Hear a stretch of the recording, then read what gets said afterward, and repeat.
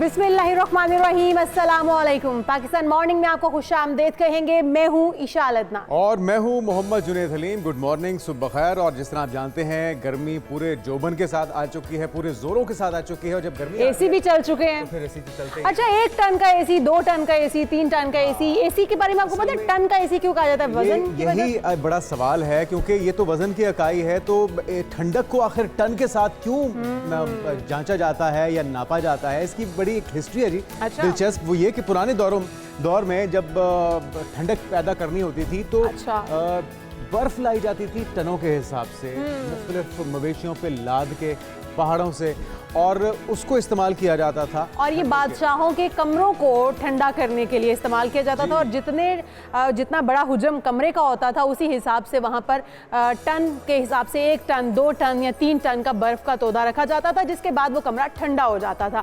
तो जनाब, उसी से तशबीह देकर इसको भी अब 1 टन, 2 टन, आप बड़ा कमरा है तो 2 टन या 3 टन लगाते हैं, और उसके बाद आपका कमरा जो है ठंडा हो जाता है। और ठंडा की पैमाइश भी टनों में की जाने लगी उस वक्त के बाद। अच्छा, ये जो सवाल है ना, मैंने अपनी एक दोस्त से पूछा। मैंने कहा कि जब मैंने ये रिसर्च पढ़ी तो मैंने कहा, यार तुम्हें पता है एसी को टन में क्यों तशबीह दिया जाता है? उसकी वजह क्या है? उसने मुझे बड़ा मजे का जवाब दिया। उसने कहा क्योंकि जब उसको ऑन करते तो टन की आवाज आती है। तो टन की आवाज तो उनके टन कहा जाता है। बेल भी लगी हुई होगी ना साथ। लेकिन थोड़ा सा हम इसकी डिटेल भी बता देते हैं, क्योंकि बड़ी दिलचस्प मालूमात है। तो 1 टन का नाज़रीन जो एक कंडीशनर है, इससे मुराद एक ऐसा एक कंडीशनर है जो फी घंटा 12,000 ब्रिटिश थर्मल यूनिट यानी कि BTU हरारत आपके कमरे से बाहर निकाल सकता है। और इसी तरह से अगर बात की जाए, 1 BTU से मुराद हरारत कितनी है जो माचिस की एक तीली को मुकम्मल तौर पर जलाए जाने से हासिल हो सकती है। तो जनाब, इतनी आपके घर कमरे के अंदर से तपश भी नहीं रहने देता ये एसी। और 2,88,000 BTU बनते हैं अगर आप 1 टन का आपके कमरे में एसी लगा हुआ है। और 24 घंटे अगर आप चाहते हैं कि आपने एक मोमबत्ती को पिघलाना है, तो 1 घंटे में आपका जो एसी है वो 2,88,000 अच्छा, फ्रोजन है उससे कमरे से बाहर निकाल। अगर एक मोमबत्ती पिघल जाएगी तो इसका मतलब है कि फ्रोजन टेम्परेचर है, और आप उसके अंदर जो है वो आप रह नहीं सकते हैं, इसलिए आप उसको एक हद तक इस्तेमाल करते हैं और फिर उसके बाद आपको बंद करना पड़ता है। तो जनाब, आपको टन की तो अच्छे से समझ आ गई होगी कि ये टन की आवाज़ से तशबीह नहीं दी गई है इसको, इसलिए इसको 1 टन, 2 टन का एसी नहीं कहा जाता, बल्कि बर्फ के साथ। बिल्कुल जी। पुराने वक्तों में क्योंकि ठंडक के लिए बर्फ का इस्तेमाल होता था, टनों में लाई जाती थी, इसलिए अब ठंडक को जांचने के लिए, मापने के लिए टन का ही इस्तेमाल किया जाता है। उसको अगर आसान ज़बान में कहा जाए तो आप उसको उसकी कैपेसिटी के हिसाब से टन का नाम दे सकते हैं कि वो आपके कमरे से इसके अंदर कितनी कूलिंग कर सकता है। अब हम आते हैं अपनी टॉप 5 स्टोरीज की जानिब।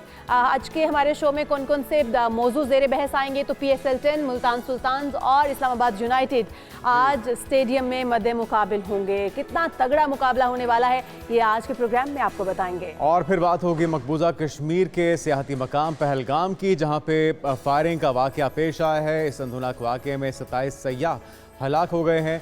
भारतीय मीडिया एक बार फिर से जहर उगलना शुरू हो चुका है, और ये जहरीला प्रोपेगेंडा किसी और के नहीं बल्कि पाकिस्तान के ख़िलाफ़ हो रहा है, क्योंकि वहाँ पे अगर कबूतर भी मर जाए, मक्खी भी मर जाए, तो इल्ज़ाम आता है कि पाकिस्तान ने कुछ कर दिया। और पाकिस्तान का ये मौक़िफ़ है कि एक और फॉल्स फ्लैग ऑपरेशन करने की कोशिश की जा रही है। और इसके बाद हम आपको बताएंगे कि IMF का मुतालिबा क्या है। जनाब, वफाकी हुकूमत का 168 नामुकम्मल तरक्याती मंसूबे बंद करने का फैसला सामने आया है। कौन कौन से वो तरक्याती मंसूबे होंगे जिन्हें अब बंद कर दिया जाएगा, इस पर तफसील से होगी बात। जी हाँ, डिक्टेशन दी जा रही है IMF की तरफ से, वजूहात क्या हैं ये भी जानेंगे। और फिर आपको बताएंगे आज के प्रोग्राम में कि रिश्ता करते वक्त किन बातों का ख्याल रखना चाहिए, क्योंकि जब शादी की उम्र हो जाती है तो फ़िक्र लाहक हो जाती है, चाहे वो लड़का है या लड़की है, कि कैसे तलाश करें, क्या क्या खूबियाँ होनी चाहिए, क्या होना चाहिए, क्या नहीं होना चाहिए। तो इन तमाम सवालों के जवाब आज के प्रोग्राम में तलाश करेंगे।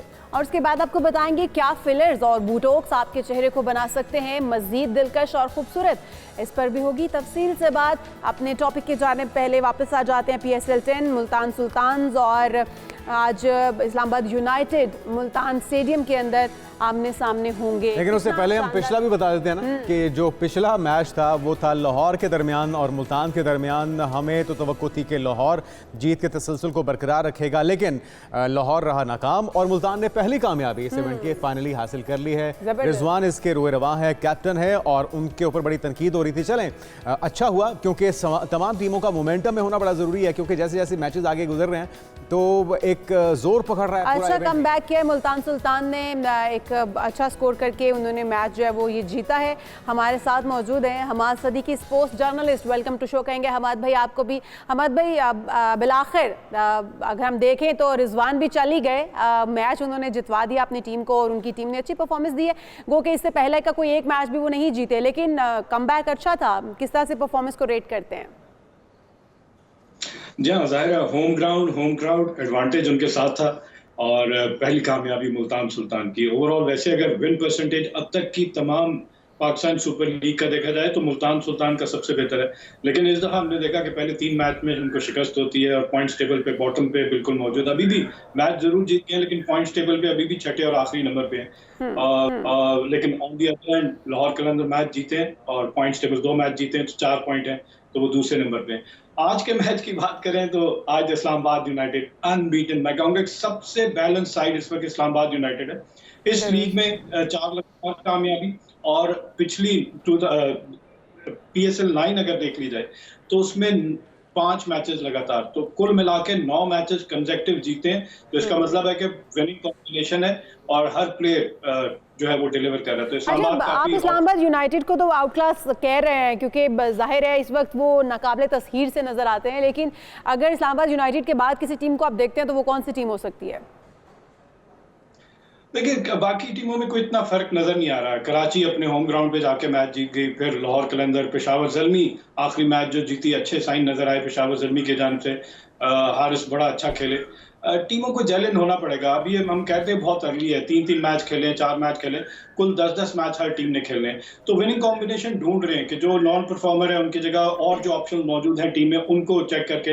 लेकिन ये ना हो कि काफी देर हो जाए और आप फिर वो जो दौड़ है पहले 4 की उससे बाहर हो जाए तो बहुत जल्दी। बाबर आजम फाइनली मैं कहूंगा कि एक अच्छा साइन कि बाबर आजम 3 इनिंग में नाकाम होने के बाद 46 करते हैं और वो उस पिच पे जो बैटिंग के लिए यूज करते हैं। तो 2 ऐसे बैट्समैन दोनों टीम में, कराची के captain David Warner 60 odd run करते हैं और पेशावर ज़ल्मी से बाबर आजम। तो नजर आया कि जिनकी टेक्निक जो प्रॉपर बैट्समैन है वो बिल्कुल। अच्छा एक चीज ये बॉलर्स के हवाले से अगर बात की जाए, कलंदर के बॉलर्स शाहीन ने सिर्फ 1 विकेट हासिल की, हारिस रऊफ सबसे महंगे बॉलर साबित हुए हैं, 54 रन उन्होंने दिए 3 ओवर्स में।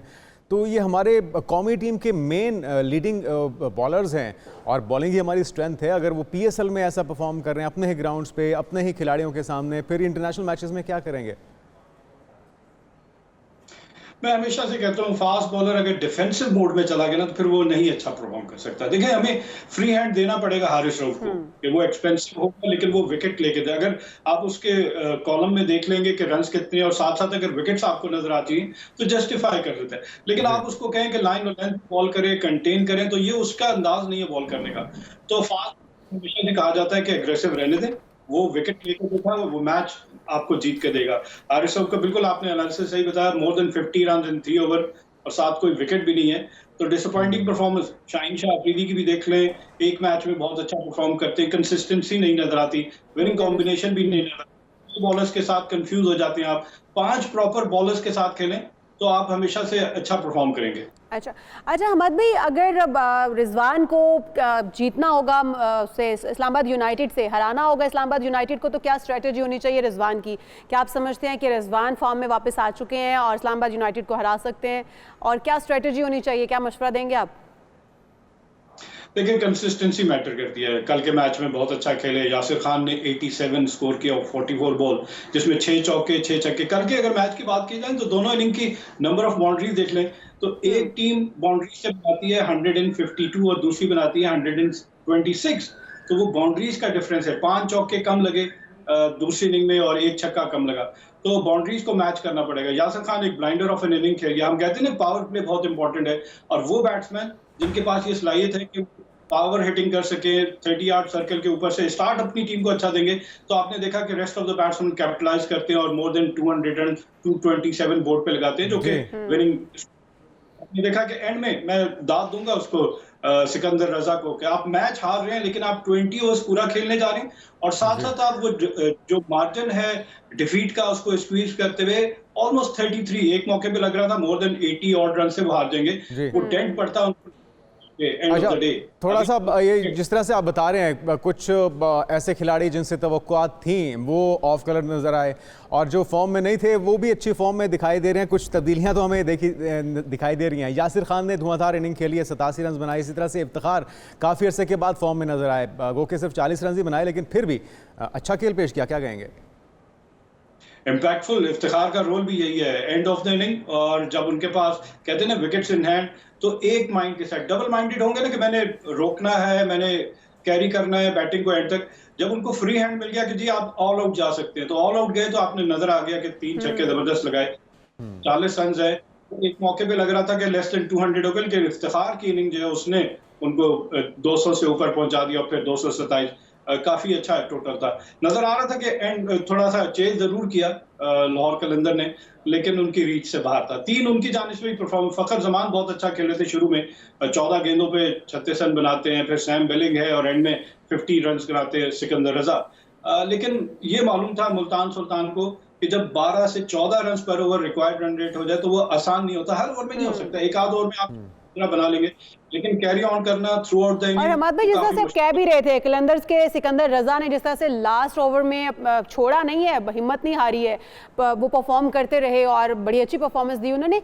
ये कितना ज़रूरी है कि आप खेलें। अगर आपको ये लग भी रहा है, जो कि आप भी बात करते होते हैं कि लास्ट मोमेंट तक आपने खेलना ज़रूरी है, हिम्मत नहीं हारनी है। हमारे प्लेयर्स क्या करते हैं, प्रेशर में आ जाते हैं। अगर उनको 2 छक्के लगे, 2 चौके लगे, वो प्रेशर में आके वो खेलना छोड़ देते हैं, या अच्छी बॉलिंग नहीं हो रही, अच्छी बैटिंग नहीं हो रही। तो ये कितना जरूरी है कि आप आखिरी बॉल तक जमे रहे। देखिए, ये प्लेयर अपना कैरेक्टर शो करता है कि वो फाइटर है, वो खेलेगा टिल द एंड।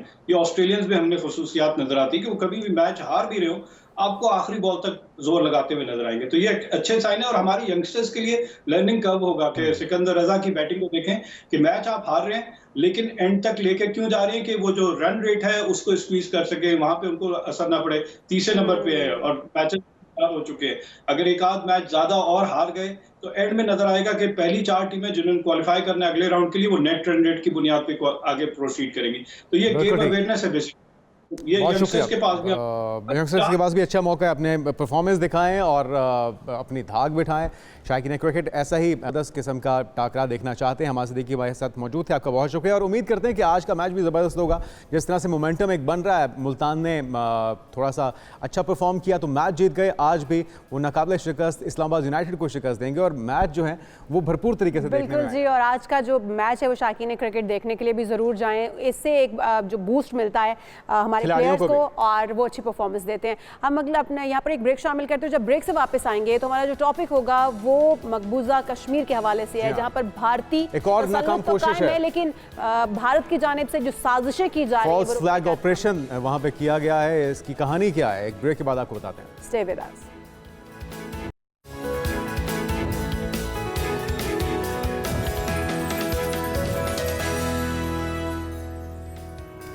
नाज़रीन वेलकम बैक। बात करते हैं मकबूजा कश्मीर पे पेश आए एक अनफॉर्चुनेट वाक़े की। फायरिंग का वाक़या पेश आया है एक ऐसे मौके पे जब वहाँ पे सयाह मौजूद थे और कहा गया है कि पहाड़ियों से उतरे हैं कुछ नामालूम हमलावर जिन्होंने अंधाधुंध फायरिंग की है। 27 सयाह इसमें हलाक हुए हैं, 12 से ज़ायद जख्मी है। और एक बार फिर से हम देख रहे हैं कि जहरीला प्रोपेगेंडा पाकिस्तान के खिलाफ इंडियन मीडिया ने शुरू कर दिया। वाक़े को जोड़ा जा रहा है पाकिस्तान के साथ और भारत का ये प्रोपेगेंडा कहा जा रहा है कि इस वक्त फॉल्स फ्लैग ऑपरेशन के लिए किया जा रहा है। और ये पहली बार नहीं है, जब भी कोई बड़े मुल्क का सरबराह भारत के अंदर मौजूद होता है तो इसी तरह की कार्रवाइयाँ भारत की जानिब से की जाती हैं। और इस वक्त भी अगर हम देखें तो अमरीकी नायब सदर भारत के दौरे पर हैं और इससे पहले भी मोदी हुकूमत सियासी फ़ायदा हासिल करने के लिए अपनी नाकामियों को छुपाने के लिए इस तरह के प्रोपेगेंडे करती रही है।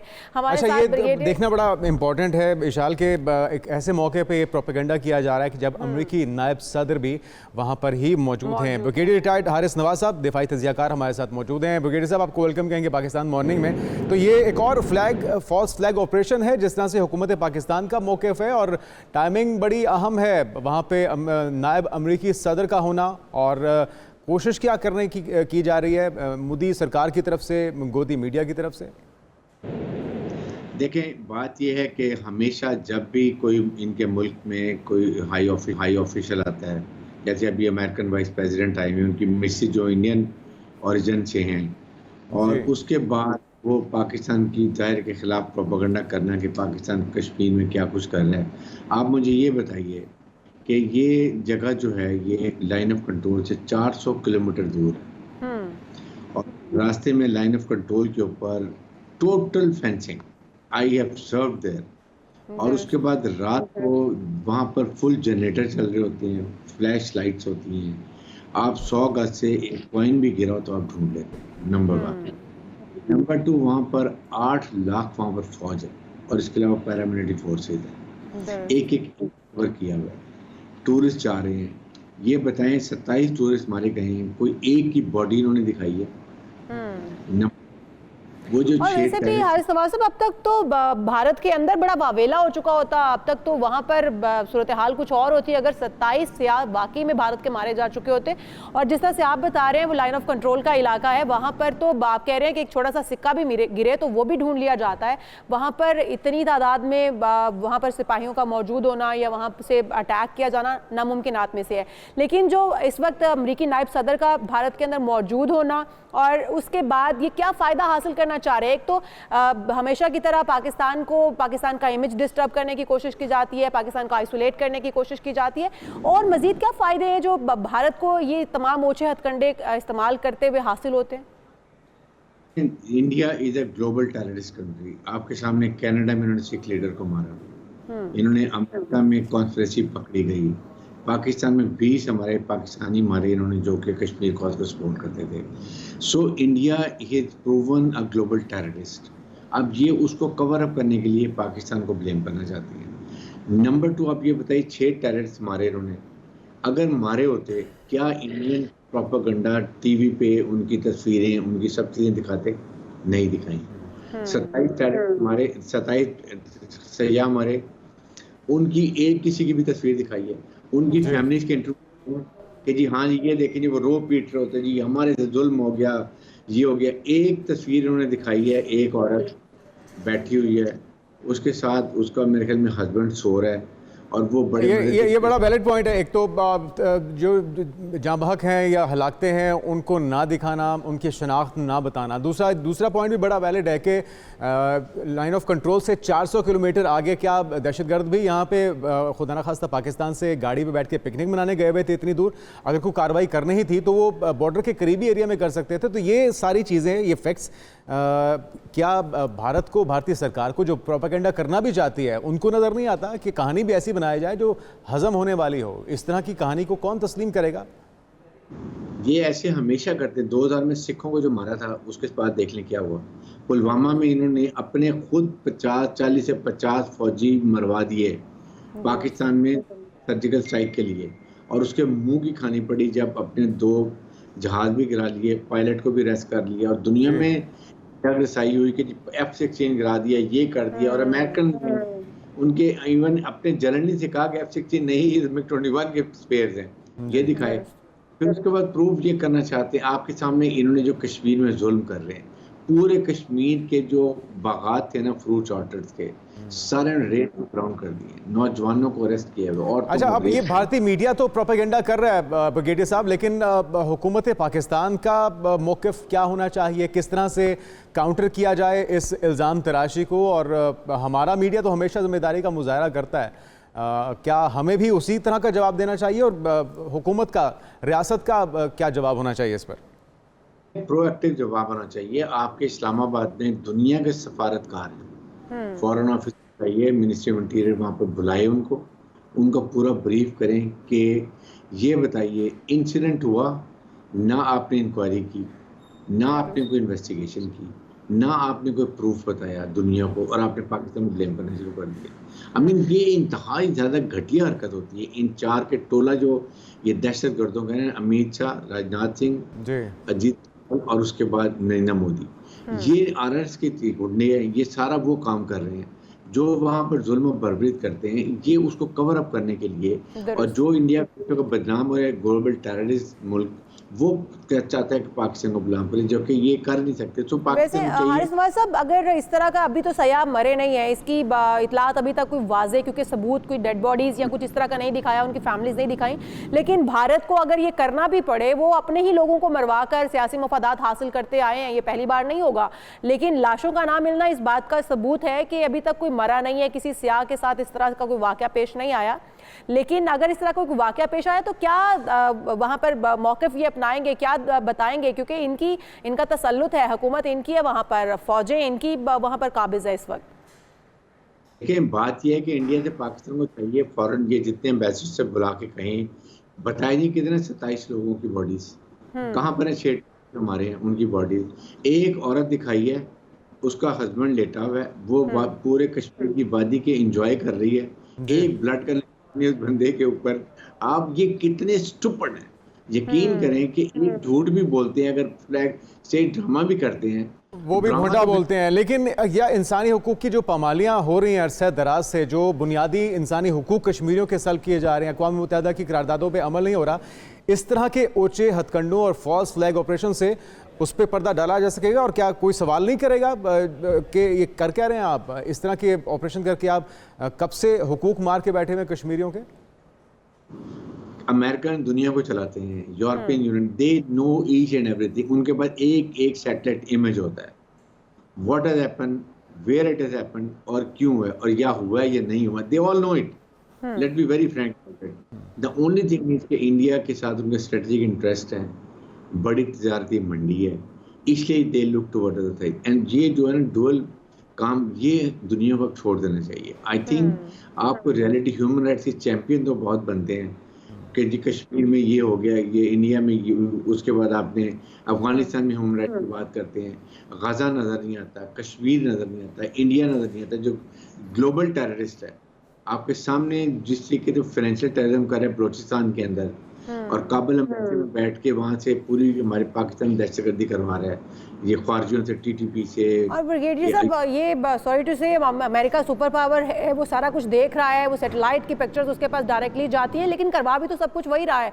अगर उसकी शय ना हो तो भारत ये सब कुछ नहीं कर सकता। इजराइल में जो कुछ हो रहा है, इजराइल जो कुछ कर रहा है फ़लस्तीन के साथ, वो नहीं हो सकता। अफगानिस्तान के अंदर दीगर तमाम ममालिक के साथ, जो कि अमेरिका की ही स्ट्रेटेजी के मुताबिक चल रहे हैं सब, और जो ये जंगो जदल चल रही है, अमेरिका की पुष्टपनाही के बगैर तो हो ही नहीं सकता है। पाकिस्तान को चाहिए प्रोएक्टिव पॉलिसी करे। आप दुनिया में सफारतकार हैं, वहाँ बताएं, अपने ओआईसी को बताएं, यूनाइटेड नेशन में चले जाएं, वहाँ जाके बताएं, कोई सेशन कॉल कर ले, अपने रीजन में रशिया चाहे मौजूदा उनको बताएं, एक्सपोज करें इंडियंस की ये जो हेजमनी और जुल्म और बर्बरियत कर रहे हैं, ये दुनिया को बताने की जरूरत है। इस पे we should continue doing our job, let them over flag stop operation करें, तो 27 फरवरी की ऐसी मुंह की इनको खानी पड़ेगी कि इनकी नस्लें याद करें। बिल्कुल ठीक, बहुत शुक्रिया ब्रिगेडियर रिटायर्ड हारिस नवाज साहब। आपका मौक़िफ़ हमारे नाज़ गया है। पाकिस्तान को तगड़ी सिफारतकारी करनी होगी और असल हक़ाइक़ दुनिया के सामने रखने होंगे, और जो मकरू चेहरा है भारत का, भारतीय सरकार का, जो मज़ालिम कश्मीरियों के ऊपर उठा रहे हैं अरसे दराज से, बुनियादी हैसियत ख़त्म करने के बाद भी उसको एक्सपोज करना होगा। और जो ताज़ा तरीन वाक़या है, उसकी लाशें भी सामने लानी चाहिए, उनकी फैमिलीज़ को, वालों को भी सामने लाना चाहिए, ताकि ये मामला खुलकर सामने आ सके और पूरी दुनिया को पता चल सके कि भारत का असल चेहरा क्या है। हम यहाँ पर एक ब्रेक शामिल करेंगे। ब्रेक से जब वापस आएंगे तो आपको बताएंगे कि IMF ने कौन से तरक्याती मंसूबे बंद करने का ऐलान किया है, और वफाक को इस बारे में तंबीह कर दिया है। लेकिन एक ब्रेक के बाद स्टे विद अस।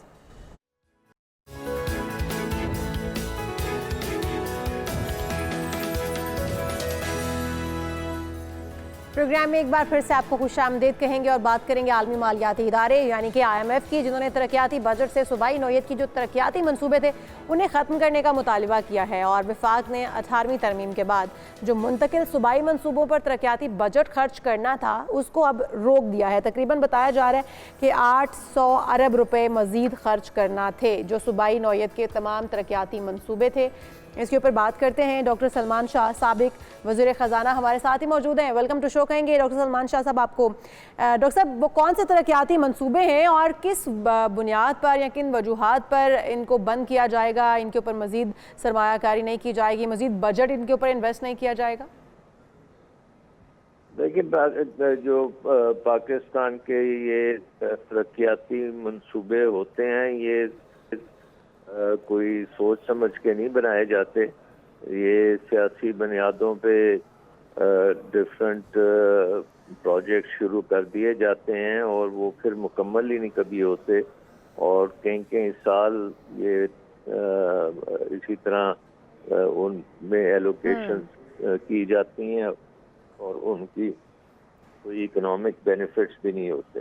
तो ये बड़े लेकिन सलमान साहब, बेनिफिट्स तो बाद में मिलेंगे। अभी जो विफाक की जानिब से 300 अरब बताया जा रहा है खर्च हो चुके हैं, और अभी 800 अरब मजीद खर्च होने थे। जो 300 अरब खर्च हो चुके हैं, इस तरह तो वो भी ज़ाया हो जाएंगे अगर ये तरक्याती मंसूबे रास्ते में रोक दिए जाते हैं।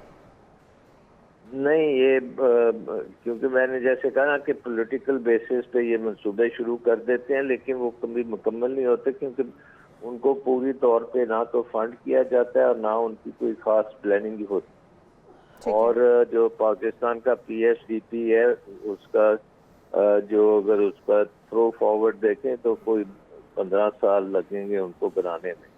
तो आई थिंक इन अ वे बहुत अच्छी बात है कि जो अभी शुरू किए हैं और उन्होंने कभी मुकम्मल ही नहीं होना, तो उनको अभी बंद। लेकिन शाह साहब, ये फैसला करना क्या IMF का काम है? क्या हमारी खुद मुख्तारी के ऊपर कॉम्प्रोमाइज़ इसी तरह से होता रहेगा? ठीक है, हम मांग के IMF से तो मुल्क चला रहे हैं, लेकिन इतना खुलेआम डिक्टेशन अगर ली जाएगी तो फिर मुल्क की साख उसका क्या बनेगा?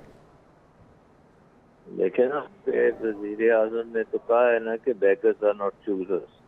जब IMF से आपका 25 प्रोग्राम हो गए IMF के साथ और हर प्रोग्राम आप मुकम्मल नहीं कर पाते, तो अब IMF जो है वो ज़्यादा इंट्रूसिव होता जा रहा है, ज़्यादा कंट्रोल वो करेगा। और आपके अगर आप रिफॉर्म्स नहीं करेंगे तो उसकी तरफ वो फिर आपको फोर्स करेगा रिफॉर्म्स करने में। आप देखें, ये जो बजट आएगा इसमें अगर जैसे आपने कहा कि उन्होंने ये एक ऑलरेडी कट लगा दिया है, तो अभी और भी चीज़ें आएंगी जिससे पता लगेगा कि क्या हम एक, आपको याद होगा कि राइट साइजिंग कमेटी बनी थी जिसका मकसद था कि राइट साइजिंग हुई, लेकिन हमने देखा कि पार्लियामेंट के अंदर तमाम जो लोग थे वो उससे ज़्यादा तादाद में बढ़ा दी गई, उनकी तनहाई भी बल्कि बढ़ा दी। पार्लियामेंटेरियंस की तादाद भी बढ़ी है, उनकी तनहाई भी बढ़ाई गई है।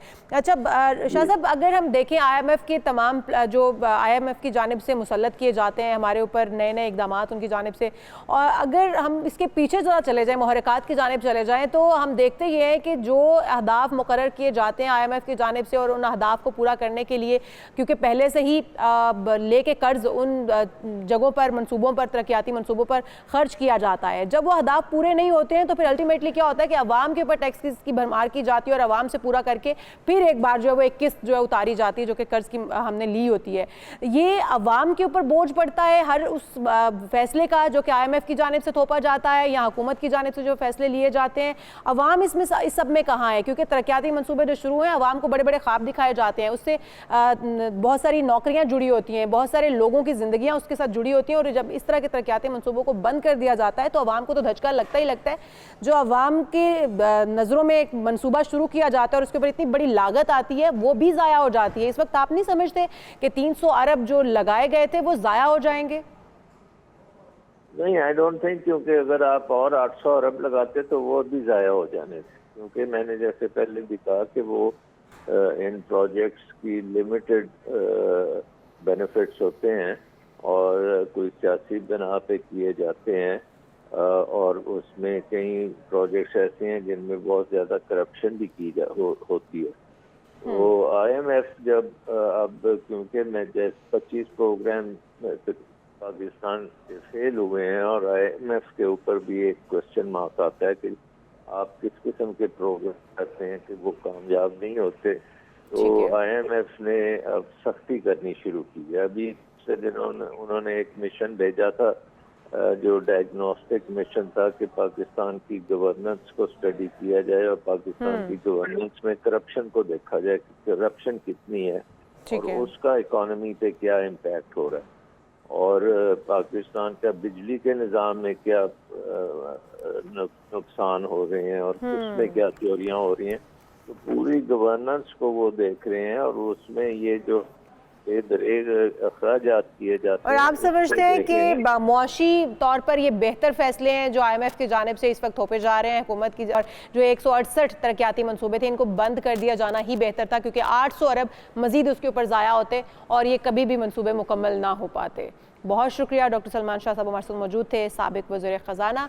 और ये हकीकत है कि हुकूमत जो बहुत सारे इस तरह के इक़दाम करती है, इस तरह के मंसूबे शुरू करती है जो सिर्फ सियासी मफादात के लिए जी। आगे बढ़ते हैं नाज़रीन, और आपको बताते हैं कि पंजाब हुकूमत की जानिब से पाकिस्तान शोबिज़ इंडस्ट्री की मारूफ और साबिका अदाकारा और मॉडल भी रही हैं, मेज़बान भी रही हैं इफ़्फ़त उमर, उनको अहम जिम्मेदारी सौंपी गई थी, लेकिन फिर सोशल मीडिया पर ट्रोलिंग शुरू हो गई हस्ब रिवायत।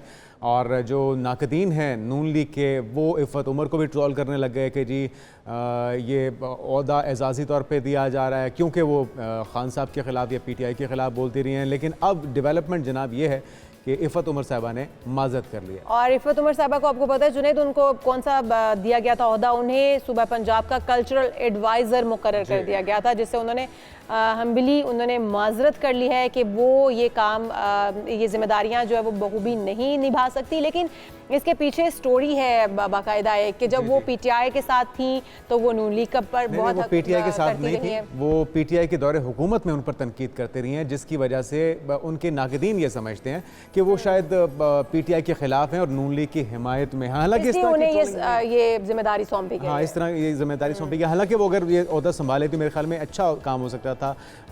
कल्चरल कॉम्प्लेक्स के में बताया गया उनका ऑफिस भी बन चुका था, लेकिन उन्हें जिम्मेदारी मिलने से पहले ही क्योंकि कंट्रोवर्शियल हो गया तो उन्होंने माजरत कर लिया। बिल्कुल जी, हम यहाँ पर एक ब्रेक शामिल करते हैं, आप कहीं मत जाएगा, दीगर अहम इश्यूज अभी भी बाकी हैं, स्टे विद अस।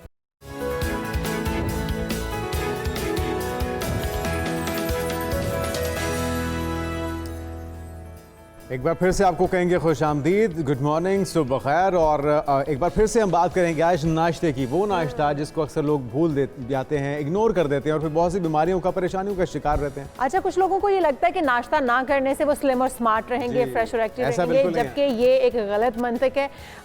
आपकी अगर दिन आप चाहते हैं कि एक्टिव और तवाना रहे तो तवानाई और मेटाबॉलिज्म का आगाज़ जो है वो सुबह होने से के साथ ही कर देना चाहिए, ताकि आपका मेटाबॉलिज्म भी एक्टिव हो जाए और आप सारा दिन भरपूर अंदाज में अपना दिन गुजार सकें। चाहे वो दिमागी काम है या फिजिकल है, दोनों में नाश्ता बहुत हेल्पफुल है, बहुत जरूरत है इसकी। लेकिन हम जानते हैं डॉक्टर मारिया खान है हमारे साथ, माहिर ग़िज़ाइयत, उनसे कि कितना ज़रूरी है आखिर नाश्ता, नाश्ते की अहमियत क्या है और नाश्ता स्किप कर देने से किन किन बीमारियों से नाश्ता ज़रूरी भी कितना है और इसमें क्या क्या होना चाहिए, क्या एक हेल्दी नाश्ता किस तरह से बनता है। तो वेलकम टू शो कहेंगे डॉक्टर मारिया आपको। मारिया बताइएगा।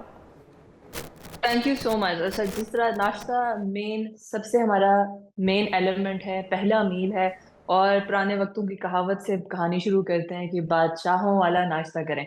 अगर आप नाश्ता स्किप कर रहे हैं, देखिए आप कभी भी खाली गाड़ी, हम हमेशा गाड़ी स्टार्ट करते हैं या बाइक स्टार्ट करते हैं, पहले देखते हैं मेरा पेट्रोल कितना है जी। खाली गाड़ी के अंदर पेट्रोल नहीं है, बाइक में पेट्रोल नहीं है, आप उसको और अगर नहीं होगा तो फिर धक्का स्टार्ट ही रहेगा सारा दिन। पूरा दिन जिस गाड़ी ने चलाना है उसको हम विदाउट फ्यूल कैसे हम चला सकते हैं, थोड़ा सा ये जो है ना अच्छी एक्सपेक्टेशन नहीं है आपकी अपने आप से। एक और बात है जहाँ पे ये कॉन्सेप्ट है कि मैं नाश्ता ना करूं और उससे मेरा कोई वजन कम हो जाएगा, वजन कम नहीं होएगा, लागरपन जरूर आएगा, आपके अंदर एनर्जी नहीं होगी। आप जॉब कर रहे हैं, आप बिजनेस चला रहे हैं, आप स्टूडेंट हैं या अगर आप हाउस वाइफ हैं, और अगर आप नाश्ता डॉक्टर मारिया अगर हम ये कहें कि नाश्ता स्किप कर देने से आप बहुत सारी बीमारियों का शिकार हो सकते हैं, तो ये बात दुरुस्त होगी? आपकी जिंदगी भी कम हो सकती है इससे, मुसलसल नाश्ता स्किप करने से? नाश्ता पहले तो इसको एक डिसीजन बनाए सेल्फ रिस्पेक्ट का। आप अपनी गाड़ी में आपने फ्यूल नहीं डाला, फिर नाश्ते की क्वालिटी बड़ी अहम है कि आपने गैर मायारी तेल गाड़ी में हमने इस्तेमाल नहीं किया, हमने अच्छा गुड क्वालिटी मील का इस्तेमाल किया। आप वो इस्तेमाल नहीं करते, आप भूखे रहते हैं, और अगर आप मायारी चीज का इस्तेमाल नहीं करते, ये इसकी अफादियत तो आपने समझा दी बिल्कुल। अच्छा फ्यूल और भरपूर अफादियत से भरा हुआ, वो क्या होना चाहिए, फिर वो फ्यूल क्या होना चाहिए?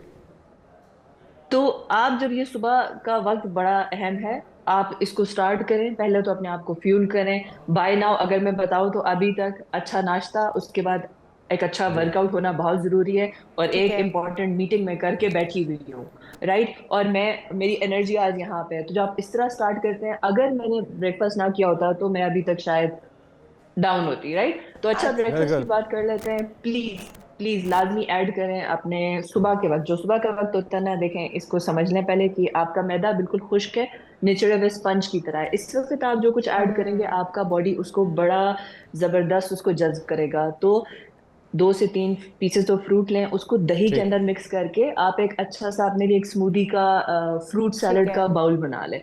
तो ये क्या करेगा कि आपके स्टमक में ना विदिन 20 मिनट्स एब्जॉर्ब हो जाएगा। उसके बाद डॉक्टर मारिया, ये कहा जाता है क्योंकि सुबह सुबह मेटाबॉलिज्म बहुत स्लो हो चुका होता है, तो इसलिए फ्रूट्स डायरेक्ट इंटेक करने से डाइजेस्ट नहीं होता उस तरह से। तो क्या सुबह सुबह डायरेक्टली पहले स्टार्ट में ही हमें फ्रूट लेना ठीक रहेगा? और कौन से फ्रूट्स हो सकते हैं जो हमें लेने चाहिए? फ्रूट आपके मैदे में 20 हमने खाया, 20 मिनट के अंदर स्टमक से वो एब्जॉर्ब होकर हमारी आंतों में चला जाता है। इतना ज़ोर हजम है।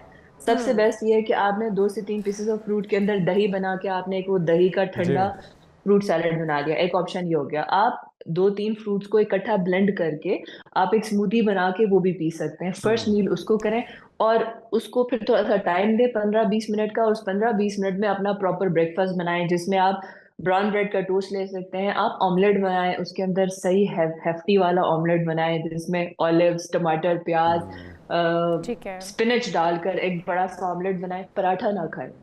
आप जब ये पराठा खा रहे हैं ना, सुबह के वक्त पराठा खा रहे हैं, तो वो until unless आपने heavy weight duty put on ना करना हो, अगर आपने वेट गेन करना है तो शायद ये हो कुछ सकता है। होगा तो नहीं, क्योंकि जुनैद ने मुझे रमजान में भी डरा दिया था। जुनैद ने कहा वेट बढ़ता है इससे अगर सुबह सुबह पराठा खा रही हैं आप। तो मैंने लेकिन मैं तो खुद भी खा रही हूँ। अच्छा, एक चीज डॉक्टर मारिया, मैं आपसे ये भी जानना चाहूंगा, ये जो आप बता रही हैं रूटीन, ये बहुत ही जबरदस्त लग रही है सुनने में भी, और अमल करेंगे तो यकीनी तौर पे उसके रिजल्ट्स भी अच्छे आएंगे। लेकिन वो लोग जो कि जरा जल्दी में होते हैं, और खास तौर पे बच्चे हमारी तरह के भी, और हमारे बच्चे भी खास तौर पे, जो कि सुबह उठ के उनका कुछ दिल ही नहीं कर रहा होता, तो वो ये सारे लवाजमात तो नहीं कर पाएंगे। एक ऐसा मील जो फौरी तौर पे भी आपको मिल जाए और वो एनर्जी भी आपकी बूस्ट कर दे अगले 4-6 घंटों के लिए। और ये जो आपने बात बोली है ना कि फौरी तौर पे हम उस वक्त नहीं, दिल नहीं कर रहा होता, उसकी वजह अक्सर ये होती है कि ये आपका पूरा दिन है, स्टार्ट ऑफ द डे और एंड ऑफ द डे है। आपने ब्रेकफास्ट स्किप किया, फिर आपने लंच स्किप किया, रात के वक्त जाके ये जो पॉपुलेशन है, मेरा पूरा दिन यही काम है, रात के वक्त जाके वो ना पेट भर के खाना खा रही है। तो अगर आपने रात के वक्त जाके सोने के करीब जब गाड़ी घर में जाके पार्क हो गई है और अब गाड़ी ने कोई ज्यादा काम नहीं करना, खाना है और बेड पे बैठना है, तो उस वक्त आपने हैवी ड्यूटी मील खा के आप सो गए हैं, तो सुबह आपका दिल नहीं करेगा। हमने इस पूरे साइकिल को चेंज करना है, और सुबह में आपने हैवी ब्रेकफास्ट, बड़ा मील, सबसे बड़ा मील आपका ब्रेकफास्ट है। अच्छा, उसकी वजह ये भी है डॉक्टर मारिया कि हम सुबह हैवी और इतने लवाजमात इसलिए भी ऐड नहीं कर सकते हैं क्योंकि स्कूल बच्चों का होता है, उन्हें भी बहुत जल्दी में रेडी होना होता है, हमारे ऑफिस होते हैं, हमें भी बहुत कम टाइम मिलता है कि हम बच्चों के साथ, माएँ खुद या फादर जो बच्चों को ड्रॉप भी कर रहे हैं और फिर ऑफिस भी जा रहे हैं। तो कोई ऐसा मील जो कि जिस जुनैद भी कह रहे थे कि कम वक्त में तैयार हो जाने वाला हो और उससे आपको पूरी बॉडी आपको एनर्जी भी मिल जाए। वाटरमेलन लें, एप्पल लें, उसको ग्राइंडर में डालें, ग्राइंड करें, इट रियली टेक्स 1 to 2 मिनट। मैं रोजाना बना रही हूँ। आप काम से पहले ये करेंगे, वही टाइम जो आपको पराठा बनाने में लग रहा है ना, उसी टाइम में आपके सारा कुछ प्रिपेयर कर लेंगे। तेल का इस्तेमाल कम करें, जितना आप तेल खाएंगे। देखें, अभी अगर मैं विदाउट एसी और विदाउट पंखे के कमरे में बिल्कुल सुकून से बैठी हूँ, उसकी वजह यह है कि मैंने कुछ मुरगन नहीं खाया हुआ।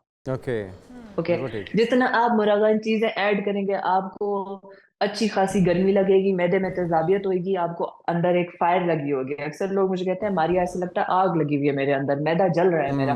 और इसका जलने की वजह, जितना तेल सुबह सुबह आपने उठ के स्टार्ट ही किया पराठे से और उसमें अंडे के अंदर ठीक ठाक मसाले डाल के नेचुरल फॉर्म में उसको इस्तेमाल करें, पानी का इस्तेमाल ज्यादा करें, फ्रूट से स्टार्ट करें ब्रेकफास्ट को, स्किप मत करें। स्किप करेंगे और जितना ज्यादा आप अपने मील को स्किप करेंगे, आपको आएगा गुस्सा आएगा, चिड़चिड़ापन आएगा, काम पे फोकस नहीं होएगा। जो कुछ आप खाते हैं उसका 35% आपके दिमाग को फ्यूल करते हैं। दिमाग को आपने नरिश करने पे तो काम किया ही नहीं, तो आप कैसे एक्सपेक्ट कर सकते हैं कि आपका बच्चा, आप खुद ऑफिस में अच्छा परफॉर्म करेंगे, आपका बच्चा स्कूल में अच्छा परफॉर्म करेगा, या आप घराना चलाने में आप खुशो खुरम तरीके से आप चला पाएंगे? आप नहीं कर पाएंगे। और पूरा दिन मैं यही देखती हूँ, मैं यही सुनती हूँ कि हम तंग आए हुए हैं, सुबह उठते के साथ ही आवाज आ रहे हैं। तो ये आवाज आए, सुबह 2 बॉयल एग ले लिए जाएं और उनके साथ जो है वो आप कोई भी स्मूदी जो है वो आप उसका इंटेक कर ले, तो क्या ये बेस्ट नाश्ता होगा? बेहतरीन। देखें, एग सोर्सेस बेहतरीन है, एग प्रोटीन है, प्रोटीन भी जरूरी है, अच्छा कार्ब भी जरूरी है। और फ्रूट जो है वो आपका मल्टी वाइटामिन है। कार्ब्स किधर है आपके, या तो ब्रेड लाजमी ऐड करें, ब्राउन ब्रेड लाजमी ऐड करें। ब्राउन इसलिए कहते हैं होल व्हीट हो, जितना रिफाइंड का मतलब है अक्सर अगर आप चक्की के आटे की रोटी भी आप ऐड कर सकते हैं। जितना प्रोसेस चीज है, सफेद ब्रेड जो होती है ना थोड़ी प्रोसेस्ड होती है।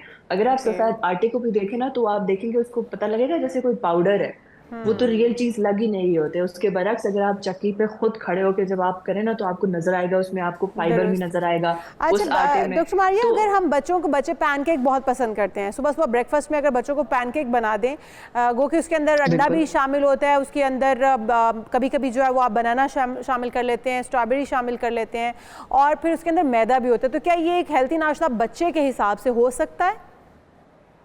तो मैदे की जगह आप अगेन होल ओट्स का अगर इस्तेमाल करें और बनाना को मैश करें और आपके रोल्ड ओट्स हों, रोल्ड ओट्स का इस्तेमाल करें, तो आप उसको हेल्दी बना रहे हैं और आप उसे पैनकेक बना के दे रहे हैं। उसको जो भी टेस्ट आप डेवलप कर रहे हैं, चीनी का टेस्ट हमने पेरेंट ने खुद ऐड कराया ना, फिर चीनी की जगह हमने जो शुगर के लिए खजूरें हमने ग्राइंड करके वो उसमें डाल दी, हनी डाल दिया। हनी भी वैसे आजकल चीनी है, हनी से भी इज्तनाब करें, वो भी सारा चीनी का बना हुआ है। शुगर फार्म्स के अंदर सारी ब्रीडिंग होती है हनी की और फिर वो बेचा जाता है। तो खजूर सबसे ज्यादा करप्शन फ्री जो है ना रह गया है, चीनी का जो नेचुरल सोर्स है वो खजूर रह गई है। खजूर को थोड़ा सा पानी में डाल के ब्लेंड करें ना, हफ्ते के लिए वो आप रखें, आपको ऐसे एक मीठा सा पेस्ट आ जाएगा बच्चों को, उसके अंदर आप पैनकेक्स बना के दे रहे हैं। हनी भी तो हो सकती है, हनी ही कहा, बिल्कुल सही, हनी या फिर खजूर, बिल्कुल ठीक। Yes absolutely. तो और अगर बहुत मजबूरी हो और ये दोनों चीजें अवेलेबल ना हो तो फिर गुड़ का इस्तेमाल या शक्कर का कर लें। गुड़ भी उसी चीनी का, से तो चीनी का एक और भाई है। अच्छा। गुड़ चीनी का ही भाई है, भाई बहन है, उसी फैमिली से आता है, तो उसको भी आप छोड़ें। खजूर सबसे बेस्ट है, उससे इस्तेमाल करें और नाश्ता लाजमी करें क्योंकि यही कोर्स आपका पूरा दिन का मुतयन करेगा कि आपका एनर्जी वाला दिन गुजरना है, पुरजोश गुजरना है या बिल्कुल डाउन, या फिर आपने लेजी रहना है। Thank you so much doctor Maria हमारे साथ मौजूद थी। और बना रहने के लिए अच्छा नाश्ता कीजिए। और बात अगर सुस्ती की हो रही है तो आपको पता है कि हर घर में एक आध ऐसा शख्स होता है, बिल्कुल होता है, जो बहुत लेजी होता है। तो अब उसके लिए भी हमने हल ढूंढ लिया है। स्टिंग के नए स्टंट के बारे में बहुत सारे लोगों ने नहीं सुना होगा, लेकिन जिन्होंने सुना है वो जानते होंगे कि मैंने जब इसके बारे में सुना तो मुझे बहुत हैरत हुई, क्योंकि घर के अंदर आपके अगर कोई लेजी बंदा हो तो उसको एक्टिव करने के लिए सोल्यूशन परफेक्ट है। जी बिल्कुल। और एक बड़ा प्रॉब्लम जिसका सीरियस सोल्यूशन स्टिंग ने फाइनली निकाल लिया है, और जिस बंदे की हम बात कर रहे हैं कि हर घर में एक ऐसा बंदा ज़रूर होता है जो हर काम में ये कहता है कि जी मैं कर लूँगा, मैं बाद में कर लूँगा, और फिर वो बाद या वो कल वो कभी भी नहीं आता। तो इसी ऐसे लोगों के लिए स्टिंग ने एक इमर्जिंग सोल्यूशन निकाला है। और अमेजिंग सोल्यूशन नाज़रीन वो ये है कि स्टिंग लेजी हेल्पलाइन इंट्रोड्यूस करवाई, और हेल्पलाइन है 030411 लेजी 5299। इस पर आप कॉल करें और लेजी बंदे की सुस्ती को करवाएं साइड लाइन। अच्छा, वो बिल्कुल ही यानी कि चुस्त तवाना हो जाएगा, ऐसा होगा क्या? बाकी सब स्टिंग संभाल लेगा। आसान, फन और मसले का कंप्लीट हल अगर आप चाहते हैं तो इस हेल्पलाइन के ऊपर कॉल कर दीजिए। एक बार फिर से हेल्पलाइन में आपको बताते जाती हूँ 030411 लेजी 5299 ये हेल्पलाइन है। हेल्पलाइन पर कॉल कीजिए और उस लेजी बंदे की तमाम सुस्ती को भगाइए। इस पे कॉल करके आप हमें बताइएगा कि आपका सोल्यूशन दूर हुआ, मसला हल हुआ या नहीं हुआ, ताकि हमें पता चल सके कि कितना कारआमद है ये तरीका। तो हम एक ब्रेक लेते हैं, ब्रेक के बाद इस पे बात होगी। हमारे साथ रहिए। Stay with us.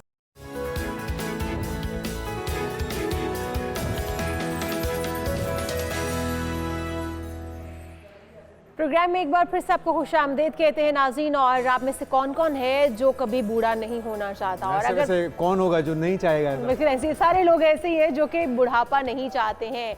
तो उन लोगों के लिए जो बुढ़ापा नहीं चाहते हैं उनको बहुत सारी ऐसी चीज़ें वो करवाने की ज़रूरत पड़ती है। बोटॉक्स, कॉस्मेटिक्स, ड्रेमल फिलर्स, या फिर इस तरह के हम देखते हैं अपने फेस के ऊपर एक्नी स्कार्स को ख़त्म करने के लिए डिफरेंट किस्म के प्रोसीजर्स करवाए जाते हैं। वैसे ये फैसला करना बड़ा मुश्किल हो जाता है कि इस सब में से आपके लिए सूटेबल कौन सा है, या आपको ये चीज़ सूट भी करेगी, या कहीं कोई गलत रिएक्शन तो नहीं हो जाएगा। दरअसल ऐसा होता भी है, लोगों को गलत रिएक्शन होते हुए भी हमने देखे हैं। तो क्या ये सर्जिकल कॉस्मेटिक्स या फिर ये बोटॉक्स आपको ट्रीटमेंट आपके लिए सूटेबल है या नहीं, इससे पहले क्या कोई टेस्ट करवाने चाहिए, और क्या ये बढ़ती उम्र को रोक सकते हैं? जी, ये सारे बड़े अहम सवाल हैं। डॉक्टर तैयबा ज़ाहिद हमारे साथ मौजूद हैं, माहिर अमराज़ स्किन है। तो डॉक्टर साहब आपको वेलकम कहेंगे। तो हमारे देखने वालों की कन्फ्यूजन तो पहले दूर कीजिए पता कैसे चलता है किसके लिए क्या सूटेबल है, और क्या कोई ख़ास उम्र भी है जिसके बाद आपको ये ट्रीटमेंट करवाने चाहिए, पहले करवाने से कोई नुकसान ना हो जाए? जी बिल्कुल, ये बोटॉक्स, फिलर, थ्रेड्स जो आजकल बहुत कॉमन है और हर कोई खातून चाहे वर्किंग हो चाहे हाउस वाइफ्स हो, उनको होता है कि हमने प्रोसीजर्स कराने हैं। अच्छा, उम्र की आपने बात की है, यूजुअली देखा भी गया है कि लोग खुद कंसर्न होते हैं कि अब झुर्रियाँ आना शुरू हो गई हैं तो मूव करना शुरू करते हैं स्टैटिक क्लिनिक्स की तरफ, डॉक्टर्स की तरफ, और एज इसकी 35 प्लस ही ज़्यादा देखी गई है, इसी में लोग आते हैं। और चूँकि हर कोई शीशा देखता है, उसको कंसर्न होता है कि मैं एक लाइन भी खूबसूरती किसे पसंद नहीं होती। एग्जैक्टली, तो यूजुअल एज जो इन चीज़ों की है वो 30 प्लस है। अच्छा, हर कोई जवान तो रहना चाहता है, लेकिन क्या इससे जो साइन ऑफ एजिंग है वो रोके जा सकते हैं? बुढ़ापे की तरफ जो बढ़ता हुआ आपका सफ़र है उसको रोका जा सकता है? जी बिल्कुल, एक्चुअली बुढ़ापा और एजिंग तो हम रोक नहीं सकते, एक नेचुरल प्रोसेस है, मगर इन प्रोसीजर से हम डिले ज़रूर कर सकते हैं। ओके, ठीक है। अब लाइक लेट्स सपोज आपको लग रहा है कि आपके रिंकल्स आना शुरू हो गए हैं, एजिंग लाइंस आ रही हैं फोरहेड पे या आइज़ के अराउंड, तो अगर हम बोटॉक्स इंजेक्ट करा लें तो ये परमानेंट लाइंस में कन्वर्ट नहीं होगा। ओके, ये देखिए, ये वो एक्सप्रेशन लाइंस हैं जो कि हम इस तरह करें या ऐसे करें, गुस्सा करें, एंगर लाइन। अच्छा, ये जो आपने अभी बताया, हाँ। क्या वाकई में एहतियात बरतनी पड़ती है जब आप ये ट्रीटमेंट करवा लेते हैं? एक तो ये कि क्या मुस्तकिल फिर आपको लाइफ टाइम करवाना पड़ेगा आइंदा, दूसरा ये कि आपको फिर कुछ एहतियात भी करनी पड़ती है, रोते हुए हंसते हुए आपको ज़्यादा चेहरे को इस्तेमाल नहीं करना, या अपने जो मूवमेंट है उसका ख्याल रखना है, ये मशवरा देते हैं आप अपने क्लाइंट्स को? मैं फॉर 24 आवर्स हम बताते हैं कुछ प्रिकॉशंस होती हैं आफ्टर बोटॉक्स। अच्छा, कि आपने ये प्रिकॉशंस फॉलो करनी है फॉर 24 आवर्स, उसके बाद आप बिल्कुल यूजुअल अपनी नॉर्मल रूटीन पे रहें। ऐसा नहीं है कि आपने बस ज़्यादा स्माइल करेंगे तो दोबारा से झुर्रियाँ पड़ जाएं, ऐसा तो नहीं, ये बोटॉक्स की लाइफ है। आपने एक दफ़ा इंजेक्ट करा लिए, 6 महीने तक झुर्रियाँ नहीं आएंगी आपके चेहरे पे। अच्छा, एक्सोसोम का बहुत आजकल चर्चा हो रहा है। एक्सोसोम कहा जाता है कि आपकी स्किन को 20 इयर्स बैक ले जाते हैं और आप बिल्कुल बेबी स्किन में आ जाते हैं। लाइक अगर हम अभी 30-32 में आ गए हैं तो हम लोगों को पीछे रिवर्स ले जाएगी वो। क्या ये वाकई में जो कहा जा रहा है उसमें कुछ सच्चाई है, और किस तरह से एक्सोसोम इकट्ठे किया जाता है और उसको किस तरह से अप्लाई किया जाता है? Exosomes are actually the stem cells. हमारे पाकिस्तान में ज़्यादातर जो एक्सोसोम्स इंपोर्ट होके आ रहे हैं वो अमेरिकन एक्सोसोम्स हैं, which is the best quality. Frozen exosomes होते हैं, ये कुछ -80 प्लस टेम्परेचर पे फ्रोज़न फॉर्म में कोल्ड चेन मेंटेन करते हुए पाकिस्तान तक पहुंचते हैं। और जहाँ तक आपने बात की कि एक्सट्रैक्ट कहाँ से किए जाते हैं, ये अंग्रेज़ बच्चों के प्लेसेंटा, प्लाज्मा, जब बच्चा पैदा होता है उधर से एक्सट्रैक्ट किए जाते हैं। फिर इनको लैब्स में देखा जाता है, मॉनिटर किया जाता है कि कोई इसमें ऐसी कोई डिजीज़ या कुछ ऐसा ट्रांसफ़र होने वाली चीज़ ना हो जो कि हार्मफुल हो। बहुत आइसोलेशन, ये तो बहुत कॉस्टली ट्रीटमेंट, ये कॉस्टली ट्रीटमेंट है, ये कॉस्टली ट्रीटमेंट है। हाँ जी, हर कोई अफोर्ड नहीं कर पाता, मगर शी इज़ राइट कि it takes you back 5 to 10 years back. वो भी ये नहीं है कि एक सेशन कराया तो बहुत। इसको एक्सपेक्ट करने का आप बता रही हैं, इस पे तो सवालात भी काफ़ी उठ जाएंगे। क्या शरीय लिहाज से ये दुरुस्त भी है? ये थोड़ा सा कंसर्न आ जाता है, मगर ऐसा कुछ नहीं है। अच्छा। देखिए, आप जो दवाइयाँ इस्तेमाल कर रहे हैं, जो बाहर से बन के आ रही हैं या इवन जो हमारी लैब से बन रही हैं, उनके भी कुछ ओरिजिन प्लांट ओरिजिन है, एनिमल ओरिजिन्स हैं, तो इस तरह तो ऐसा कुछ नहीं। अच्छा, अगर डॉक्टर तैयबा, मैं आपसे ये जानना चाहूँ कि एक्सोसोम अगर आपने लगवाए हैं फेस के ऊपर, आप कह रही हैं कि उसका एक सेशन नहीं होता, उसके मुख्तलिफ सेशंस होते हैं, तो उसके बाद भी क्या हमें अपनी स्किन के ऊपर जैसे लेज़र ट्रीटमेंट्स होती हैं या अदर ट्रीटमेंट्स होती हैं वो करवाने की ज़रूरत पड़ती है, या फिर एक्सोसोम काफ़ी होता है, एक्सोसोम ही आपकी स्किन में ग्लो, शाइन और आपको एकदम से जवान कर देता है? हर एक के फेस के अकॉर्डिंगली डिफरेंट ट्रीटमेंट्स प्लान किए जाते हैं। ये नहीं है कि मैं कहूँ कि जितने लोग हैं सारे एक्सोसोम्स आके करा लें जवान हो जाएंगे। हर एक के डिफरेंट कंसर्न्स हैं, कुछ पिगमेंटेशन के साथ हैं, कुछ स्कार्स के साथ है, कि अकॉर्डिंगली हम ट्रीटमेंट प्लान करते हैं। एक्सोसोम्स ट्वाइस अ ईयर आपकी स्किन को हेल्दी करता है, कोलेजन की प्रोडक्शन इतनी ज़्यादा स्किन में करा देता है कि आपकी स्किन हेल्दी हो जाती है। अच्छा, नीलम मुनीर जो कि एक्टर हमारी फेमस तरीन, उन्होंने एक्सोसोम करवाया रिसेंटली। आप सिर्फ उनकी बात कर रहे हैं, बहुत से एक्टर्स कराते हैं। मेरे ख्याल में आपको नाम लेने पड़ेंगे कि किसने नहीं कराया। हाँ, एग्जैक्टली, मैंने खुद अपने लिए कराया, बहुत से लोग कराते हैं। और अब तो मुज़ायका भी नहीं है वैसे करवाने में, कोई कुछ गलत बात भी नहीं है। नहीं, कुछ गलत बात नहीं है, मगर थोड़ी सी ना हमें हिस्ट्री वगैरह पूछनी पड़ती है। अच्छा, एक ये चीज़ कि आपके पास कोई क्लाइंट आता है तो आप वो कोई ऐसी डिमांड कर रहे हो, आपको लग रहा है कि ये तो इस पे सूट नहीं करेगी, तो आप मैं मना कर देती हैं, और पता कैसे चलता है कि इसको इस ट्रीटमेंट की ज़रूरत है? अच्छा, कि अगर वो तो किसी फिर के चेहरे पे medical कुछ knowledge छाइयाँ, दाग धब्बे और चीचक वगैरह या चिकन पॉक्स के निशान है, क्या वो भी कवर हो पाते हैं? जी बिल्कुल कवर हो पाता है। दाग धब्बे, स्कार मार्क्स आफ्टर एक्नी के बाद जो निशानात रह जाते हैं उनका ट्रीटमेंट, और छाइयाँ तो आप समझ लें डेली का एक केस है। एक्चुअली ये ब्लीचेस ने और वो जो गोल्डन पर्ल और डिफरेंट क्रीम्स थी उन्होंने जो बुरा हाल कर दिया है, तो वो छाइयाँ, हाइपर पिगमेंटेशन, ये तो हर खातून को है इस टाइम। अच्छा, जो फ्रिकल लेज़र होता है या फिर एक और लेज़र है जिसको बड़ा ही अभी उसको फेशियल के साथ कुछ कनेक्ट किया गया है उसको, जो कि आपके ही बॉडी के अंदर से ब्लड लेकर और उसके बाद आपके फेस पर इंजेक्ट किया जाता है, और वो भी बेसिकली आपके जो एक्नी स्कार्स रह जाते हैं उनके लिए होता है। पीआरपी का नाम दे रही है। पीआरपी नहीं, पीआरपी के बाद है, डर्माफेशियल भी नहीं है, पीआरपी के बाद है Morpheus is actually the RF. जी, अब उसके अंदर क्या आप समझती हैं कि उससे ठीक हो जाता है? कितने % ठीक हो जाते हैं स्कार्स? और अगर कोई करवाना चाहता है तो क्या वो जेब पर भारी नहीं पड़ेगा? रिजनेबल है? मॉर्फियस के ऑलमोस्ट बहुत क्लाइंट्स हैं, क्योंकि एक्नी स्कार मार्क्स का इशू बहुत ज़्यादा है हमारे मुल्क में। ठीक है, जवानी की एज में, टीन एज में दाने निकलते हैं और डॉक्टर के पास जाने के बजाय खुद ही से उसे पॉप आउट अपनी क्या क्या कर करके वो एक्नी स्कार मार्क्स में परमानेंट कन्वर्ट हो जाते हैं। अब latest treatment RF micro needling है। मॉर्फियस एक ब्रांड का नाम है, एक मशीन का लाइक वो ब्रांड है। बेसिकली आरएफ माइक्रो निडलिंग है। बहुत अच्छे रिजल्ट्स हैं, अमेजिंग रिजल्ट्स हैं। विद इन 2 to 3 सेशंस अगर हम इसको कंबाइन कर दें एक्सोसोम्स के साथ तो बहुत ही अच्छे रिजल्ट्स मैंने देखे हैं अपने क्लाइंट्स से। ओके, तो ये आप कह रही हैं कि ये ट्रीटमेंट जो है ये बार बार करवानी पड़ती है, इसमें ये नहीं है कि आपने जादू की छड़ी एक्सोसोम रिपीट कराने पड़ते हैं, या पीआरपी है या फिर स्टैटिक्स के जितने ट्रीटमेंट हैं वो बार बार रिपीट कराने पड़ते हैं। अच्छा, जिन लोगों ने ये हम देखते हैं बोटॉक्स उनका खराब हो जाता है, इतने स्वेल किस्म के बोटॉक्स होते हैं, होंठ पता ही नहीं वो फिलर्स है, वो फिलर अलग होते हैं, फिलर्स। वो फिलर्स। अच्छा, ये बोटॉक्स नहीं होते, ये फिलर्स होते हैं जो लिप्स की शेप को बदल देते हैं। शेप को बदलने वाली चीज फिलर है। फिलर्स मीन फिलिंग कर देना। तो ये क्या ज्यादा केमिकल इस्तेमाल हो जाता है जिसकी वजह से चेहरा बिगड़ जाता है? होता ये है कि जब आप बहुत ज्यादा क्वांटिटी में फिलर यूज कर लो, ओवर उसकी डोज दे दो, तो फिर इस तरह की कुछ कॉम्प्लिकेशन हो सकती है। एक्सपर्ट्स से राब्ता तो आप एक्सपर्ट से राब्ता करें। आजकल तो पार्लर्स ने भी एस्थेटिक स्टार्ट किया हुआ है, तो काइंडली इस चीज को मद्देनजर रखते हुए हकीम खतरा जान भी डॉक्टर एस्थेटिक एक्सपर्ट के पास जा रहे हो। वो कहते हैं तो अताई डॉक्टरों के पास ना जाइए, बल्कि माहिरीन के पास जाइए, एक्सपर्ट्स के पास जाइए, एस्थेटिक डॉक्टर्स के पास जाइए, फिजिशियन के पास, ताकि वो आपको अच्छी राय दे सकते हैं और आपकी ट्रीटमेंट अच्छी होगी। जो कि आप अपने खदोहाल को खूबसूरत बनाने के बजाय बिगाड़ बैठते हैं, तो उससे इज्तनाब कीजिए। हम यहाँ पर हमारे साथ मौजूद थे, आपका बहुत शुक्रिया डॉक्टर तैयबा। हम एक ब्रेक के बाद हाजिर होते हैं, हमारे साथ रहेगा।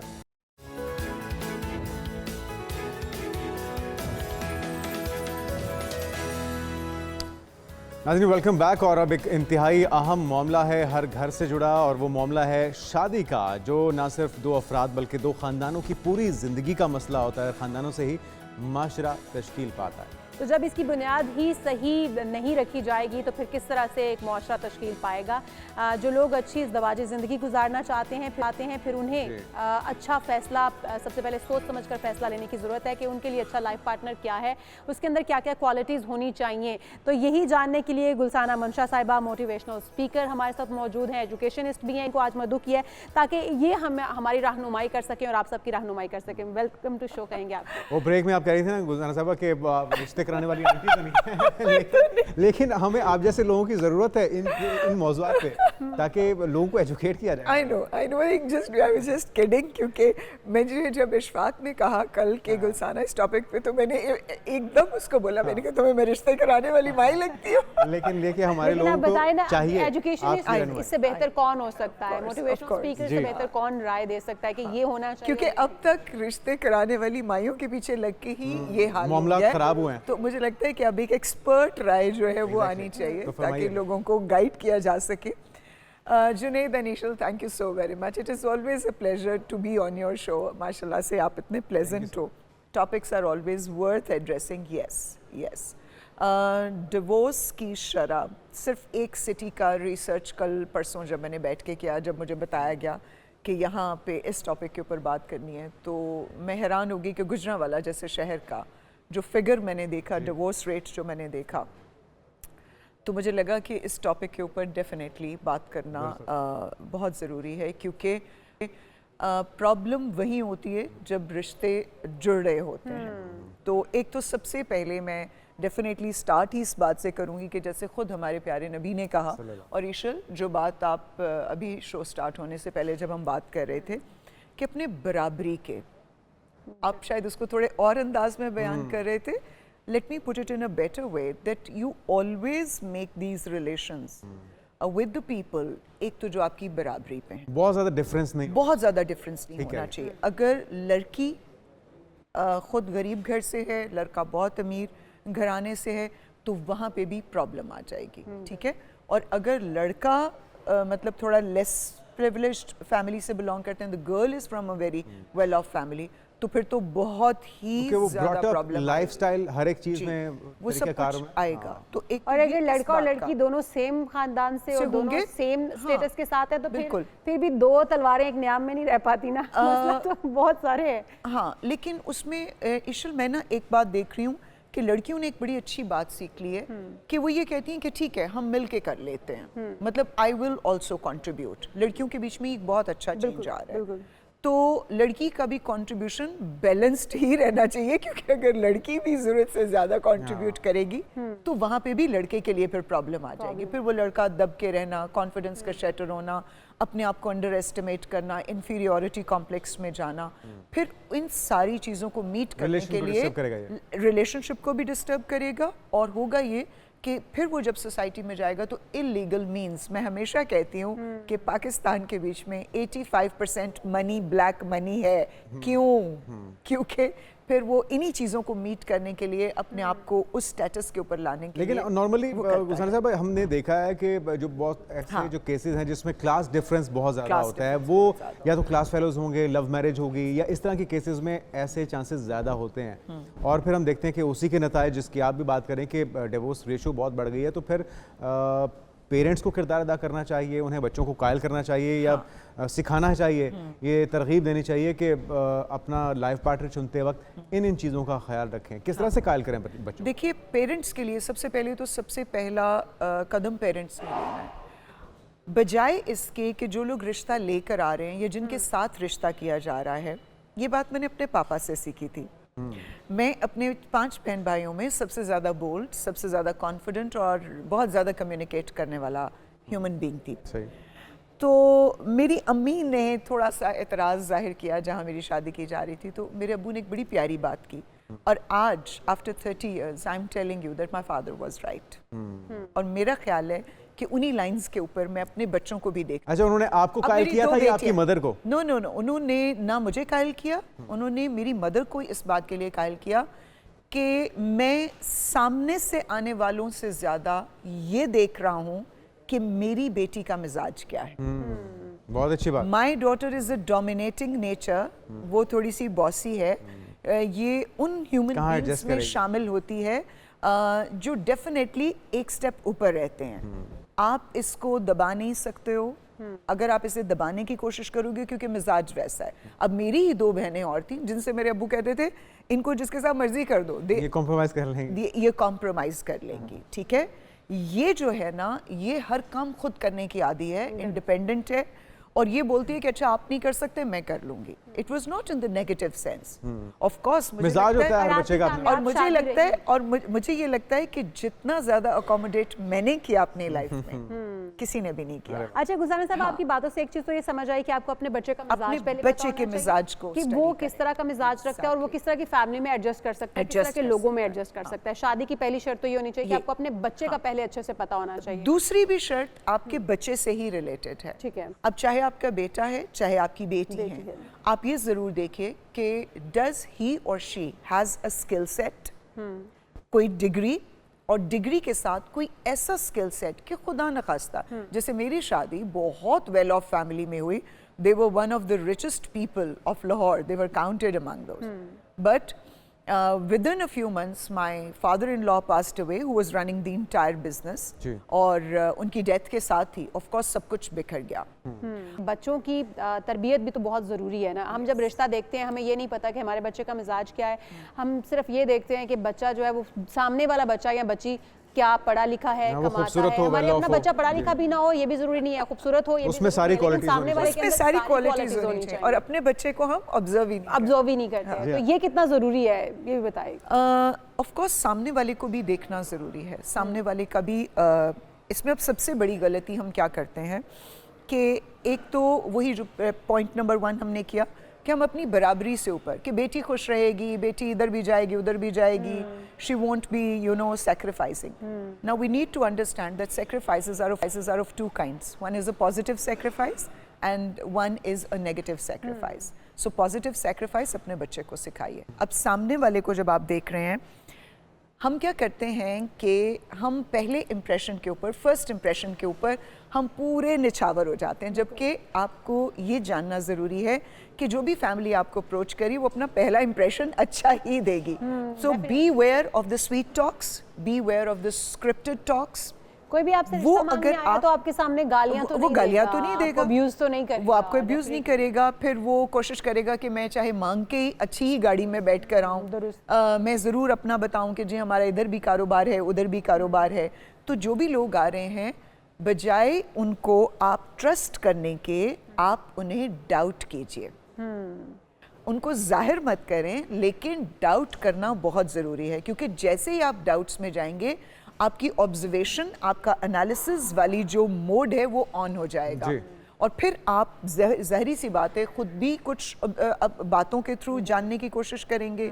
जैसे मैं रिसेंटली किसी के इसी तरह एक हो रहा था तो उसमें मैं बैठी हुई थी, तो मैंने फ़ौरन ये जज कर लिया, क्योंकि मैं बिल्कुल वहाँ, और वो मुझे अपने साथ लेके भी इसलिए गई, कहती हैं गुल प्लीज़ तू साथ चलना, तो तू देखना कि वो, और मुझे एकदम क्लियर वाइब आई कि उन्होंने एक ऐसा जुमला उन खातून ने बोला। मैंने कहा मैं तुझे एक बात बताऊं, मैंने अपनी फ्रेंड को बोला, मैं कहा मैं तुझे एक बात बताऊं, ये अभी 5 मिनट के बाद तुझे पूछेगी आपकी कितनी प्रॉपर्टीज है आपके। एग्जैक्टली वैसे ही हुआ, आपको इस तरह एग्जैक्टली वही के रहना चाहिए। So you need to doubt people whoever is coming to you, चाहे वो आपके रिश्तेदारों में से ही क्यों नहीं आ रहे हैं। मत ब्लाइंड ट्रस्ट करके अपने बच्चे की जिंदगी को दाव पे लगा दो। तो और आपको ट्रस्ट नहीं करना है, सिर्फ आपको परखना है, क्योंकि आपके बेटे या बेटी की जिंदगी का सवाल है। तो रिश्ता करते वक्त आप सामने वालों को परखिए, जानिए और उसके बाद अपने बेटे और बेटी का रिश्ता तय कीजिए। बहुत शुक्रिया गुलसान अहमद साहब, आप हमारे साथ मौजूद थी और हम उम्मीद करते हैं कि आपको इससे फायदा होगा हमारी गुफ्तगू से। आगे बढ़ते हैं और आपको बताते हैं जी, कृति सेनन का महंगा मास्क इस वक्त सोशल मीडिया पर जेरे बहस है। इंस्टाग्राम पे खासतौर पे जो वीडियो वायरल हुई है उसमें देखा जा सकता है कि कृति सेनन को of white V neck shirt है, मैचिंग जीन्स है, सफ़ेद जूते हैं उनके और चश्मे में खुशगवार मूड में दिखाई दे रही है। लेकिन सबसे ज़्यादा तवज्जो उनके हाथ में थामे लग्जरी फेस मास्क ने हासिल की है और इस फेस मास्क ने इसकी कीमत तकरीबन 10,000 भारतीय रुपए से ज़्यादा बताई जा रही है। वाओ, ज़बरदस्त, इतना महंगा, और वो भी कोविड के बाद। बिल्कुल, अगर कोविड में इसकी अहमियत बहुत ज़्यादा थी मास्क की, लेकिन इस वक्त भी जो आपको पता है बड़े बड़े जो लोग होते हैं, सेलिब्रिटीज होती है, जब उन्हें बाहर जाना होता है, बड़े लोग बड़ी अपना फेस बिल्कुल फेस कवर करके जाना पड़ता है, क्योंकि वहाँ पर वैसे आप भी लोग बहुत ज़्यादा जमा हो जाते पब्लिक में जाती होंगी। नहीं, मैं पब्लिक में जाती हूँ तो मैं बिल्कुल नॉर्मल इंसानों की तरह जाती हूँ, मैं इस तरह से शशकों के साथ नहीं जाती हूँ जनाब। तो यहाँ पर हम आपसे इजाज़त चाहेंगे क्योंकि प्रोग्राम का वक्त खत्म हो चुका है। आपसे मुलाकात होगी कल, तब तक के लिए अपना ख्याल रखिएगा। अल्लाह हाफिज़।